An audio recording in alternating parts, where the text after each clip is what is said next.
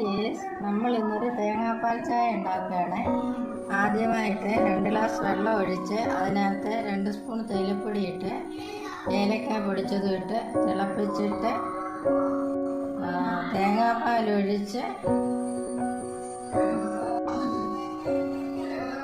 ചായ തയ്യാറാക്കി എടുക്കുകയാണ്.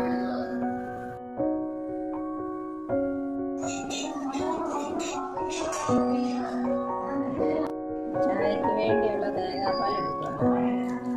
നമ്മൾ ചായ വെക്കാൻ വേണ്ടി തയ്യാറാക്കി വെച്ച തേങ്ങാപ്പാൽ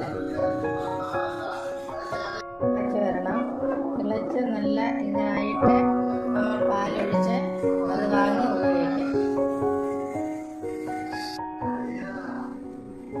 ഇതെല്ലാം ചെയ്ത് കഴിഞ്ഞ് തേങ്ങാപ്പാൽ ഒഴിച്ച് കഴിഞ്ഞ് ഈ ചായ തിളയ്ക്കാൻ പാടില്ല.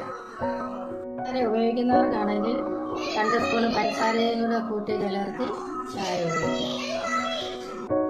2 ഗ്ലാസ് വെള്ളത്തിൽ 2 സ്പൂൺ ചെറിയ സ്പൂണിൽ തേയിലപ്പൊടി ഇട്ടാൽ മതി. അല്ലെങ്കിൽ കടുപ്പം കൂടും. ചായ തിളച്ചിട്ടുണ്ട്. ഇനി നമ്മൾ തേങ്ങാപ്പാൽ ഒഴിച്ച് വാങ്ങി എടുക്കുകയാണ്.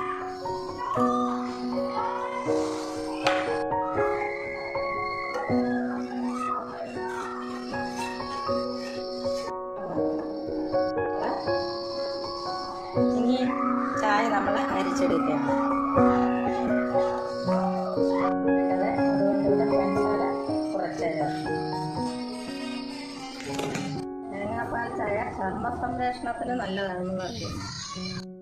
ഈ സ്പെഷ്യൽ ചായ എല്ലാവർക്കും ഇഷ്ടമെങ്കിൽ ലൈക്ക് ചെയ്യുക, സബ്സ്ക്രൈബ് ചെയ്യുക, ഷെയർ ചെയ്യുക.